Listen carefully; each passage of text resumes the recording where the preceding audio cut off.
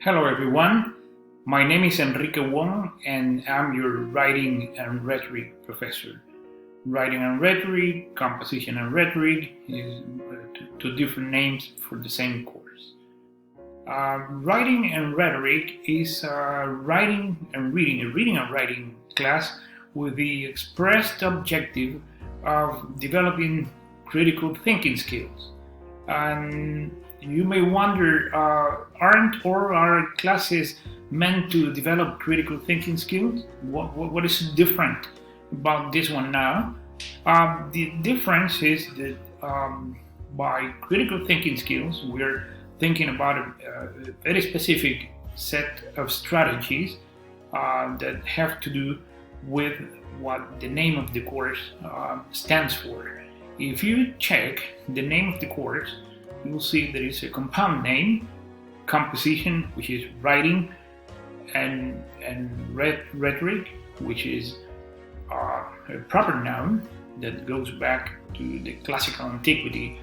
Rhetoric was elevated to an art form by the old classics, Aristotle namely, and by rhetoric is understood the art of using words persuasively and correctly in order to inform, convince,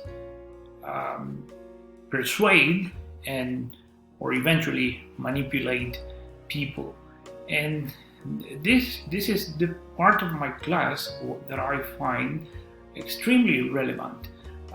Because my class would give you a very specific set of rules and strategies to be able to defend yourselves, and that is what I mean by being critical. In my class, we're going to pay attention to the different tools and devices used by people in general in order not only to inform and to persuade people, which is a natural thing to do every day in our lives, but also to manipulate. So it's a great tool in your hands to be able to defend yourself from manipulation. Manipulation is very common nowadays, not now that we are bombarded by so much information of what is happening worldwide with the coronavirus, as you all know. But in general, we are manipulated by social media, by the media in general, and in some cases, we have to learn how to read and discerningly how to understand the tools that are being used in order to sway our opinions or to have us do what these manipulators want. So my class is about being critical with what we read, with what we hear, with what we see, in all senses. So it's of a tremendous importance, and I promise that by the end of the class, you're going to be more equipped or better equipped to be able to understand these mechanisms of manipulation that in some cases could be very subtle.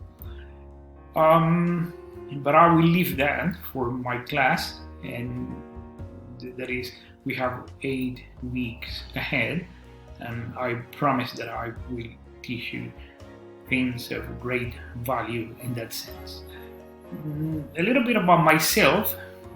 As I said, my name is Enrique Wong, but please call me Enrique. That's the standard procedure at the university, and I feel very comfortable when you do that. I was born a good many years ago. I'm 55 right now. I was born in 1965, and I was born in Havana, Cuba. My first degree with English literature with a concentration in North American literature. I was in the 1980s. My second degree, I got it in the 1990s, early 1990s. It was in contrastive literature in the same University of Havana, which is my alma mater. Then I was awarded a fellowship by the National Endowment for the Humanities to go to the United States, specifically to California, the University of Santa Barbara in California, to study philosophy. I studied pragmatism and cultural criticism. And then in 1990s, late 1990s, I went to the United States. I went to Ecuador. I was offered a job at the university, and I began working as a full-time professor for the University of San Francisco de Quito, and I have been here ever since. I work online. I work fully online. I've been teaching composition and rhetoric since for more than 15 years. First, it was face-to-face, and then fully online. And for the last few years, I have been living here in Madrid, Spain. I'm based in Madrid permanently, but I still go back to Quito every now and then, at least twice a year, and usually to attend the university graduation ceremony whenever I have the chance to do so.